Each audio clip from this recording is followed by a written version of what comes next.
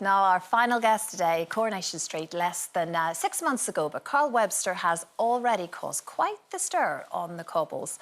Aside from his affair with his sister-in-law, Abby, and his fling with James Bailey, suspicions are growing over his involvement in the crash that left Tyrone seriously injured. So let's have a look at the clip from tonight's episode.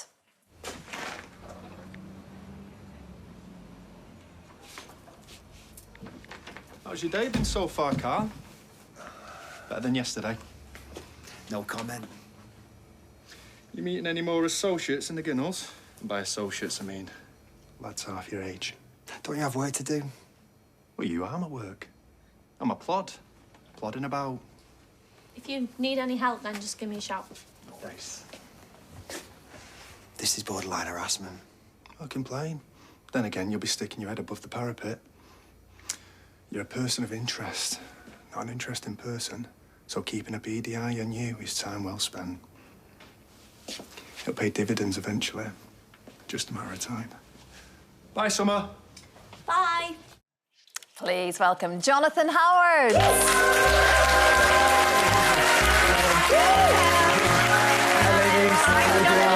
Hello. Welcome, Jonathan.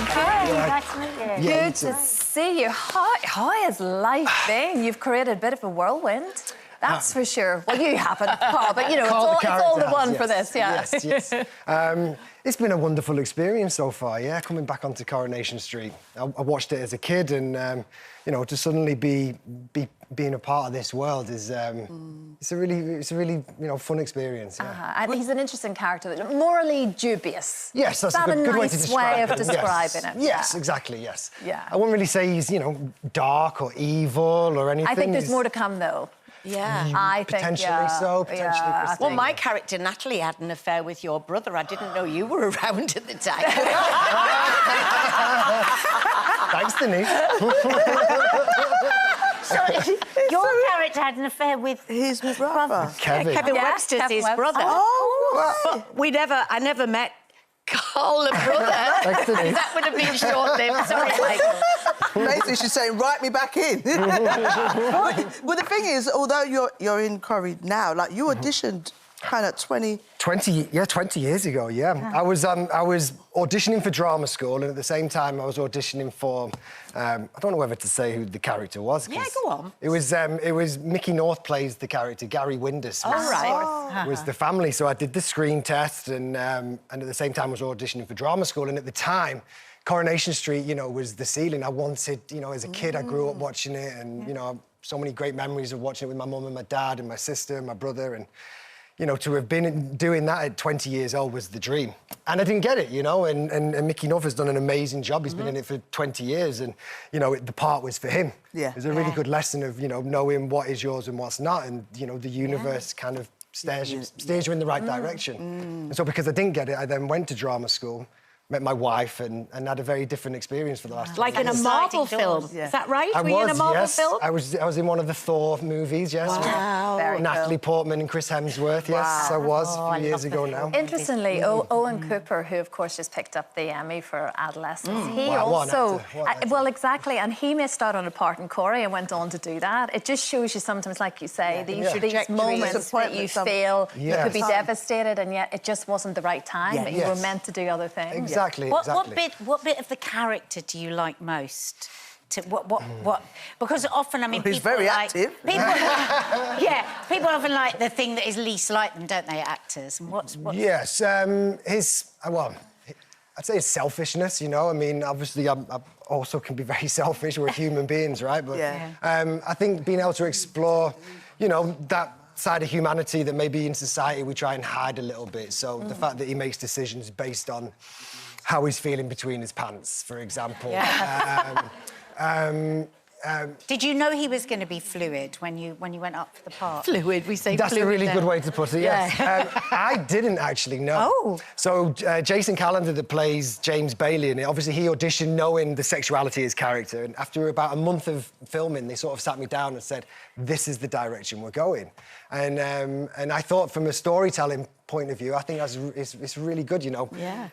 He's a soaps. hedonist, yeah. Yeah, exactly. And, especially for, a soap audience member, they've seen everything done so many times. So to be able to surprise them... And distill a shock, surprise, Yes. all of those things. Keep them on the toes. I thought it was brilliant, magical. yeah, exactly. Absolutely. Geographically, how are you going to manage? Because you actually live in America. I do, with your yes. beautiful wife. Yes. Who I Googled immediately. She did all right, didn't she, Denise? She did. She's beautiful. She's beautiful. Yeah, she is beautiful.